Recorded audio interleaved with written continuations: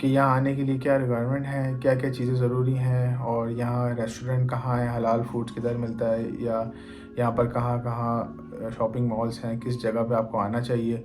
और पूरी वीडियो देखिए काइंडली, क्योंकि इसमें काफ़ी इन्फॉर्मेशन है वीडियो में। हर मिनट में हर मिनट में इन्फॉर्मेशन है, तो काइंडली उसको स्किप करके नहीं देखिएगा, फुल वीडियो देखिएगा, ताकि आपको कोई भी परेशानी नहीं हो जॉर्जिया आने में। तो मैं आपको पूरी इन्फॉर्मेशन दूंगा, क्योंकि मैंने यहाँ पर काफ़ी लोगों से मालूमात भी ली जो यहाँ रहते हैं, जॉर्जिया में जॉर्जियन हैं, पाकिस्तानी इंडियंस हैं, उन सब से मैंने, बांग्लादेश से हैं, मैंने उनसे काफ़ी बात करी, तो मैंने काफ़ी लोगों का एक्सपीरियंस लिया है जो मैं आपसे अब शेयर करने जा रहा हूँ। हेलो, अस्सलाम वालेकुम। आज की हमारी वीडियो जॉर्जिया के हवाले से, कि अगर आप यूएई में रहते हैं तो आप जॉर्जिया कैसे आ सकते हैं। अगर आप इंडिया से हैं, पाकिस्तान से हैं, नेपाल से, बांग्लादेश से, फ़िलीपीन से, श्रीलंका से, कहीं से भी आप हैं, तो अगर आपके पास यूएई का रेजिडेंट कार्ड है, या आप वहाँ जॉब करते हैं, आप बिज़नेस करते हैं, आपके पास वहाँ का रेजिडेंट कार्ड है, तो आपके लिए जॉर्जिया का वीज़ा ऑन अराइवल है। ऑन अराइवल वीज़ा सबको सुन के तो अच्छा लगता है, बट ऑन अराइवल वीज़ा में कुछ ना कुछ चीज़ें ऐसी होती हैं कि अगर आपको वो चीज़ें पूरी करनी पड़ती हैं, ताकि आपको यहाँ से वो डिपोर्ट ना कर दें। वीज़ा तो ऑन अराइवल है, बट बहुत से ऐसे केसेस हुए हैं जो कि यूट्यूब पे भी, गूगल पे भी मैंने भी देखे हैं, और यहाँ आके मैंने एक्सपीरियंस भी किया, लोगों से पूछा, तो लोगों ने मुझे बताया कि बहुत से केसेस ऐसे हुए हैं कि लोगों को रिपोर्ट किया गया है। तो जो डॉक्यूमेंट्स हैं, डॉक्यूमेंट ये होने चाहिए आपके पास। फर्स्ट ऑफ ऑल आपके पास रिटर्न टिकट होना चाहिए, सेकंड आपके होटल बुकिंग होनी चाहिए, थर्ड आपके पास इंश्योरेंस होना चाहिए। ये तो तीन मेन डॉक्यूमेंट्स हैं। उसके बाद एक्स्ट्रा में आपके पास पीसीआर टेस्ट होना चाहिए कोविड का, ठीक है, और आपके पास $2000 होने चाहिए मिनिमम। और बाकी आपके पास कंपनी का एनओसी हो तो वो भी बेटर है, कि भाई ये बंदा हमारा एम्प्लॉय है इस टाइम से, और ये इतने दिन के लिए छुट्टी पे जा रहा है। या अगर आप खुद ऑनर हैं कंपनी के या पार्टनर हैं, तो उसको आपको ज़रूरत नहीं है एनओसी की, बट अगर आप जॉब करते हैं तो आपका एनओसी आपके पास हो तो बेटर है। बट ये एक्स्ट्रा चीज़ें हैं, एनओसी, $2000 एंड पीसीआर टेस्ट, ये एक्स्ट्रा चीज़ें हैं। ये अगर आप रखेंगे तो ये आपके बेनिफिट। जो मैं चीज़ें लेके आया हूँ वो मैं आपको बताता हूँ कि मैं किस तरीके से आया हूँ, और मैंने अपने पास क्या क्या डॉक्यूमेंट लिए थे। मेरे पास रिटर्न टिकट था, होटल बुकिंग थी, इंश्योरेंस था, ठीक है, ये तो मेन चीज़ें हो गई। फिर एक्स्ट्रा में मेरे पास पीसीआर टेस्ट था, $2000 थे, ठीक है, एंड मेरे पास डेबिट एंड क्रेडिट कार्ड भी थे अपने, ठीक है, और बाकी मेरे पास कंपनी की एनओसी थी। तो ये मैंने एक्स्ट्रा चीज़ें थी जो कि नीड नहीं थी, बट मैंने इसलिए ली क्योंकि हो सकता है क्योंकि लोगों को रिपोर्ट कराया जाता था। क्योंकि ये लोग असल भी, आप किसी भी कंट्री जाएं, वो लोग सब यही चेक करते हैं कि आपके पास पैसे हैं या नहीं है, मतलब ये बंदा हमारी कंट्री के लिए बेटर है या सही है या सही नहीं है। क्योंकि अगर आपके पास पैसे हैं और आप उनको पैसे शो करा रहे हैं, तो मतलब उनका कहने का मतलब ये होता है कि अगर ये हमारी कंट्री में आ रहा है तो ये कोई हमें नुकसान ना दे दे। मतलब मतलब कोई गलत काम, जैसे हम भी अपने इलाके मोहल्ले में, घर में, गली में किसी ऐसे बंदे को नहीं घुसने देंगे जो कि अच्छा ना हो, जो हमारे लिए नुकसान दे हो। तो अब हम बात करते हैं इमिग्रेशन के बारे में, कि जॉर्जिया की इमिग्रेशन किस तरह क्लियर हो सकती है, क्या सवालात होते हैं, क्या चीज़ें होती हैं, और मेरा क्या अपना एक्सपीरियंस क्या रहा। मेरा एक्सपीरियंस तो माशाल्लाह से बहुत अच्छा रहा, क्योंकि जब मैं गया हूँ तो मैं कोई चौथा या पाँचवा बंदा था लाइन में, जब एरोप्लेन से मैं बाहर आया। तो फिर मैं जैसे ही गया हूँ वहाँ पर, तो फर्स्ट मैं मेरा उसने पूछा कि भाई आपका पासपोर्ट कहाँ है, पासपोर्ट दो। तो मैंने पासपोर्ट दिया। फिर उसने बोला where is your hotel booking. तो फिर मैंने उसको होटल बुकिंग के अंदर ही मैंने अटैच कर दिया था अपना इंश्योरेंस एंड पीसीआर टेस्ट। तो वो चीज़ मैंने दी। फिर उसने मेरा टिकट, ये सब चीज़ें देखी, और फिर मुझे ये सब चीज़ें वापस दी, और फिर मुझे ऐसे देखने लगा, तकरीबन 10 से 15 सेकंड मुझे देखने लगा। तो फिर मैं घबराया नहीं बिल्कुल भी, ना मैं कोई परेशान हुआ। मैंने फिर अपने डॉक्यूमेंट्स वगैरह अपने बैग में रखना शुरू कर दिए, और उसने फिर स्टैम्प, जो पुलिस ऑफिसर था, उसने मेरी स्टैम्प अब मेरे पासपोर्ट पे रख के और मुझे देखने लगा, और मुझसे कोई सवाल नहीं करा, ना मुझसे कंपनी का एनओसी मांगा, ना मुझसे पैसे पूछे कि कितने पैसे हैं शो मनी के लिए, क्या क्या नहीं, कुछ भी नहीं पूछा। सिर्फ ना मुझे किसी अलग कमरे में लेके गए, ना मुझसे कोई इंटरव्यू किया, कुछ भी नहीं किया। सिर्फ वो मुझे जज करता रहा, देखता रहा। मैं घबराया नहीं, मैं बिल्कुल सही सीधा अपने काम। फिर मैंने उसकी तरफ देखना बंद कर दिया, क्योंकि पहले मैं 10 सेकंड तक उसकी तरफ देख रहा था। फिर मैंने वो डॉक्यूमेंट्स अपने लेके अपने बैग में रखना शुरू कर दिए। तो फिर थोड़ी देर में मुझे बैग में रख रहा था तो मुझे स्टैम्प होने की आवाज़ आई कि उसने मेरा वीज़ा मतलब मुझे एंट्री दे दी है। तो फिर स्टैम्प जैसे ही करा, उसने मुझे पासपोर्ट दिया, उसने बोला वेलकम टू जॉर्जिया। और फिर ऐसे करके उसने, और गेट जो था वो ओपन हो गया। तो फिर मैं वहाँ से आगे चला गया।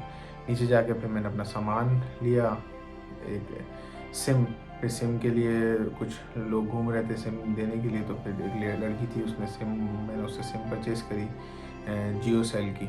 वो काफ़ी बेटर है और अच्छा नेटवर्क था। वैसे तो काफ़ी नेटवर्क है यहाँ पर, बट मैंने जियो सेल ली थी। फिर मेरा जो ड्राइवर था वो आ गया था, क्योंकि मेरी फ़्लाइट जल्दी आ गई थी। 5:30 की मेरी फ़्लाइट थी, बट वो 5:20 पे लैंड हो गई थी, तो जिसकी वजह से ड्राइवर थोड़ा सा मेरा लेट हो गया था। मगर मुझे प्रॉब्लम नहीं हुई, क्योंकि मैंने सिम विम ली तो टाइम कवर हो गया। मैं थोड़ा डरा हुआ भी था, क्योंकि मैंने इससे पहले इतना लंबा ट्रैवल नहीं किया था। मैं ओमान गया हूँ, सऊदी अरब गया हूँ, तो ये 2 वीज़े मेरे पासपोर्ट पे लगे हुए थे, ठीक है। मतलब एंट्री एग्ज़िट हुए हुए थे मेरा ना, स्टैम्पिंग हुई हुई थी। और सऊदी अरब का तो मेरे पास अभी मल्टीपल एंट्रीज़ का टूरिज़्म वीज़ा 1 साल का मेरे पास वो भी था। तो मैं सारे अपने डॉक्यूमेंट्स लेके गया था, कि ताकि वो अगर मुझसे मांगे तो मैं उनको दे सकूं। तो मेरे पास ऑलरेडी 2 वीज़े लगे हुए थे, फ्रेश पासपोर्ट नहीं था, और एक तो यूएई का तो मेरे पास वीज़ा था ही। तो मेरे पास टोटल 3, मेरी हिस्ट्री में 3 वीज़े शो हो रहे थे कि ये बंदा इस कंट्री जा चुका है।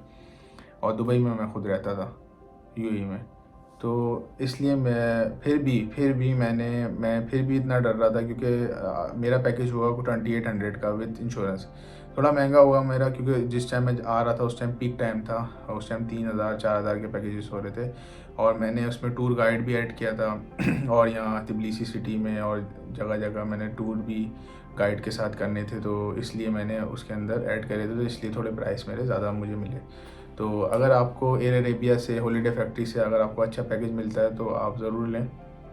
मैं तो डर रहा था इसलिए मैंने लिया, बट ऐसा कुछ भी नहीं है। लोग आते हैं यहाँ पर, काफ़ी लोग मुझे मिले हैं जो कि एयर अरेबिया से, हॉलीडे फैक्ट्री से या किसी एजेंसी के ज़रिए आए हैं, तो वो बेटर ही होता है। सब लोग ही सही हैं। मैंने तो ऑनलाइन बुकिंग नहीं की थी, मैंने तो एक ट्रैवल एजेंसी के ज़रिए कराया था क्योंकि मेरा उनसे एक अच्छा रिलेशन था। एक ट्रैवल एजेंसी है शारजा में, मैं उसका डिस्क्रिप्शन में आपको लिंक दूंगा, उनके बारे में बताऊंगा। और मुझे डील किया था, जावेद नाम के थे वहाँ पर रिप्रेजेंटेटिव उनकी, उस कंपनी के ना, तो काफ़ी अच्छे इंसान है वो। उन्होंने काफ़ी कोऑपरेट किया मेरे साथ और मुझे एक अच्छा पैकेज दिया, क्योंकि जिस टाइम मैं आना चाह रहा था उस time 4000 dirham, 3500 like this packages थे। तो मैं आया हूँ 6 to 10 दिसंबर के टाइम पे ना, तो इस टाइम पे बहुत महंगे पैकेजेस हैं, क्योंकि एक तो विंटर का सीज़न है यहाँ पर का, और फिर मैरी क्रिसमस का टाइम भी है। 25 दिसंबर की वजह से भी काफ़ी यहाँ पर रश है टूरिज़्म का ना, क्योंकि बेसिकली ये टूरिज़्म कंट्री है। तो फिर मुझे आना इसलिए था क्योंकि मुझे छुट्टी इस दौरान मेरे ईज़ी था मुझे छुट्टी लेना अपने ऑफिस से ना। तो अब हम बात करते हैं तिबलिसी के बारे में। तिबलिसी जो है वो जॉर्जिया का कैपिटल है, और मैं खुद तिबलिसी में रह रहा हूँ। और अगर आप जॉर्जिया आना चाहते हैं और तिबलिसी में ही रहना चाहते हैं तो फ्रीडम स्क्वायर जो सेंट्रल ऑफ तिबलिसी है वहाँ पर आप उसके आसपास होटल बुक कराएं अपना ना। और खानों के लिए फ्रीडम स्क्वायर के पास भी कुछ रेस्टोरेंट हैं इंडियन पाकिस्तानी, बट बेहतर है कि आप मरजानी शिवली जाएँ। मरजानी शिवली में इंडियन, पाकिस्तानी, बांग्लादेश, तो काफ़ी खाने आपको, अरेबिक खाने सब और तुर्की खाने भी आपको वहाँ मिल सकते हैं मरजानी शिवली में को। और एक रेस्टोरेंट है जिसकी मैंने वीडियो बनाई थी, और आपको डिस्क्रिप्शन में भी लिंक दूंगा उसका, कि उस रेस्टोरेंट में भी आप जा सकते हैं। और भी काफ़ी रेस्टोरेंट्स हैं मरजानी शिवली में। तो अगर आपको खाना खाना है और हलाल फूड खाना है तो आप मरजानी शिवली आपके लिए बेस्ट रहेगा यहाँ पर, और पैसों के हवाले से भी काफ़ी रीज़नेबल प्राइस है। और फ्रीडम स्क्वायर से करीब होटल होने का ये भी फ़ायदा है कि कैरफोर भी है यहाँ पर, और गैलरी मॉल है, और मैकडोनल्ड है फ्रीडम स्क्वायर के पास। तो काफ़ी चीज़ें आपके आसपास नज़दीक होंगी, तो आपके लिए बेहतर रहेगा। और टैक्सी में सफ़र आपको यहाँ पर करना पड़ेगा, क्योंकि यहाँ जगहों पे नॉर्मल बसेस अंदर के जो एरिया हैं जहाँ होटल्स होते हैं ज़्यादातर 3 स्टार 4 स्टार, तो वहाँ पर टैक्सी ही आती है। तो टैक्सी का ये है कि येंडेक्स एक ऐप है और एक बोल्ट ऐप है, तो मैंने तो येंडेक्स इस्तेमाल करी है, तो वो मेरे लिए बेहतर रही थी। क्योंकि दुबई में अगर आप हैं तो 15 से 20 दिरहम, 15 to 20 दिरहम आपका बिल बनता है अगर आप मिनिमम छोटी से छोटी जगह भी जाते हैं। बट यहाँ ऐसा नहीं है, यहाँ पर 2 लारी, 3 लारी, 4 लारी इस तरह बिल बनता है। और आप अगर खाने के लिए फ्रीडम स्क्वायर से बुक कराते हैं टैक्सी, तो 3 to 5 लारी के अंदर आप फ्रीडम स्क्वायर से मरजानी शिवली जा सकते हैं खाने के लिए।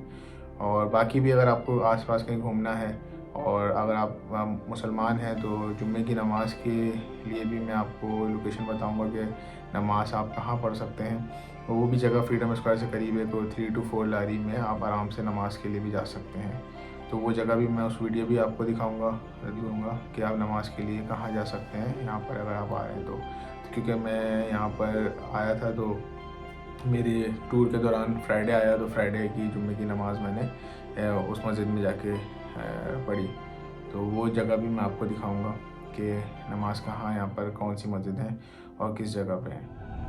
ये लोकेशन है मॉस्क की तबलीसी में, ये सामने ये इस जगह पे, ठीक है। और वो सामने मदर ऑफ जॉर्जिया है। बाकी लोकेशन मैं अब आपको डिस्क्रिप्शन में दे दूँगा। और ये इधर इस तरफ से रास्ता जा रहा है मॉस्क का, तबलीसी में जो मॉस्क है। अगर आप आज फ्राइडे था, आज हमने जुम्मे की नमाज़ पढ़ी यहाँ पर।